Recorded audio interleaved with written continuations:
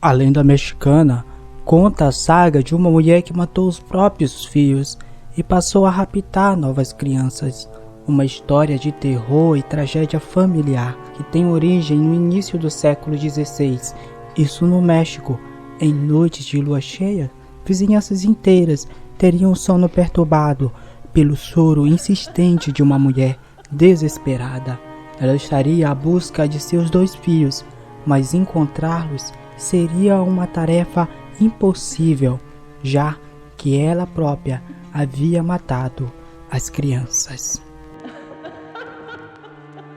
Essa lenda é tão forte que outros países possuem uma versão derivada dela em seu folclore local, inclusive o Brasil. Mas como toda a lenda popular, a Chorona deu origem a diversas variantes. Ela mistura simples histórias e relatos de pessoas que afirmam ter visto a mulher com os próprios olhos. O relato mais conhecido remota do século XVI. Ele conta que quando chegava a noite, os moradores da cidade do México se recolhiam para dormir. Eram sempre acordados no meio da noite pelo choro de uma mulher que andava sobre a luz da lua cheia. Daí deu-se o nome A Chorona. Poucos tiveram a coragem de ir lá fora ver o motivo do choro da mulher. Contam relatos que aqueles que se arriscam a chegar mais perto da Chorona morreram ou passaram o resto da vida perturbados com as visões chocantes que elas lhes fazia ver. Mas você deve estar se perguntando: quem é essa mulher misteriosa e por que ela chora? Bom, como mencionado no início desse vídeo, existem várias versões da lenda, mas algumas mais difundidas e conhecidas do que outras. Por isso, eu vou contar para você a versão mais famosa da mulher que chora, a La Chorona. Diz a lenda que há muitos anos atrás, ela veio para a cidade de Xochimilco com seus 2 filhos, Olim e Tomatil. Ela era mãe solteira, trabalhava duro vendendo flores que ela cultivava em sua chopana. Graças à sua generosidade, ela ganhou a simpatia de todo o povoado e a sua chopana começou a dar frutos, até que, em uma má noite, tudo mudou. Era quase noite quando Otzi, ao voltar para sua casa, percebeu que a mesma estava em chamas. Logo, ela desceu depressa da balsa e tentou apagar as chamas. É claro que após algumas tentativas, ela conseguiu fazer assim, só que ela se esqueceu de um detalhe, que os seus filhos que estavam com ela na balsa ficaram à deriva. Quando ela notou a ausência, já era tarde demais, pois eles haviam sumido, sem deixar rastro algum. Waltz pediu ajuda dos vizinhos, que montaram uma multidão para resgatar as crianças. Porém, após algumas horas, eles conseguiram encontrar as crianças do outro lado do canal. Você já deve ter imaginado qual foi a situação. Waltz enlouqueceu de dor. Ela não conseguia aceitar a morte de seus filhos. Com o coração destroçado, cheio de dor, Waltz não conseguiu resistir e sua vida foi desaparecendo gradualmente. Durante muitos anos, o povoado perdeu o brilho e a alegria proveniente da presença de Waltz.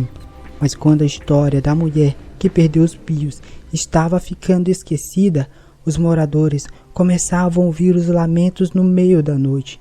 Dizem que La Chorona, ou a bela Waltz, que vagueava pela vila à procura dos seus filhos. Ela busca vingança, pegando crianças que não são sua. Seu destino é cruel. Ela nunca encontrará a paz eterna até encontrar os seus filhos. Mas se você acha que a nossa história acabou por aqui, você está bem enganado. Afinal, existe uma outra versão sobre essa mesma história, datada do ano de 1500. Havia, nessa época, uma moça que não era apenas bonita, mas sim a mais linda da cidade em que ela vivia, e todos os homens daquela cidade queriam casar-se com ela, mas apenas um conseguiu ganhar o coração da moça. Ele se aproximou dela aos poucos, fez amizade com sua família e alguns anos depois eles estavam apaixonados um pelo outro e enfim se casaram. Como fruto do casamento, tiveram um belo filho, a qual amava muito e fazia tudo ao seu alcance para vê-lo feliz. O tempo passou e chegou o dia do terceiro aniversário do garoto, e o seu pai foi à cidade comprar-lhe um presente. Mas nunca mais ele voltou, nem sequer foi visto por ninguém da cidade. Começaram então a surgir boatos de todos os tipos, que iam desde a suposta morte do homem até uma amante pela qual ele havia trocado a família. Mas independente do real motivo do desaparecimento, sua esposa ficou arrasada e teve de criar seu filho sozinha. Mas o tempo passou e enfim a mulher conseguiu superar a falta de seu marido desaparecido. Ela aprendeu a aceitar o fato de que ele jamais voltaria para casa e por fim ela acabou se apaixonando novamente, só que dessa vez por um fazendeiro rico. Contou ao fazendeiro que gostaria de casar-se com ele, mas o homem disse que não aceitaria por causa do filho que ela tinha. Ele não queria se casar com a mulher que havia sido casada e que tinha um outro filho. A mulher então, ao ouvir aquilo, ficou irada e foi embora para sua casa de forma apressada. Algo havia acontecido em sua mente. Ela já não era mais a mesma e logo nós iríamos descobrir com o que viria a acontecer a seguir. Chegando em sua casa, a mulher pegou o menino e disse que eles iriam tomar um banho no lago Texcoco. E o menino, feliz em saber que iria até o lago, se apressou em preparar-se para o passeio. Chegando ao lago, o garoto, que não era muito alto, ficou brincando na parte mais rasa do lago, enquanto sua mãe entrava até o meio do lago, onde era mais fundo. Ela então disse ao filho que ele já era grande o suficiente para ir para a parte mais funda, e ele foi até perto de sua mãe. A água chegava até a cintura do menino. Conforme ele ia mais para o centro, a água começava a cobrir-lhe cada vez mais o seu corpo. Primeiro chegou até o peito, depois até os ombros. Quando chegou perto da mãe, já estava à altura do seu pescoço, e ele se apoiava com as pontas do pé no fundo para não afundar. Foi então que, cegada pelo ódio que sentia pelas palavras do fazendeiro, a mulher disse a seu filho que iria lavar os cabelos dele, mas aproveitou-se disso para empurrar a cabeça do garoto para baixo da água. O menino começou a se debater em desespero, agarrou-se ao braço da mãe, mas ela fazia ainda mais força para não deixar que ele voltasse à superfície. Logo, os braços do menino, que se agarravam à mãe, se afrouxaram e ele parou de se mover. A mulher havia matado seu próprio filho. Depois disso, ela deixou que a correnteza do lago levasse o corpo do garoto em direção ao mar e ficou observando até que o fio desapareceu no horizonte. Logo em seguida, ela correu até a casa do fazendeiro. Ele contou o que havia lhe feito. Agora, ela não tinha mais filho e eles poderiam se casar. A princípio, o fazendeiro se recusou a acreditar naquela história, mas logo ele percebeu que o que a mulher contava era verdade. Ele sentiu profunda tristeza e repulsa pelo que ela havia feito.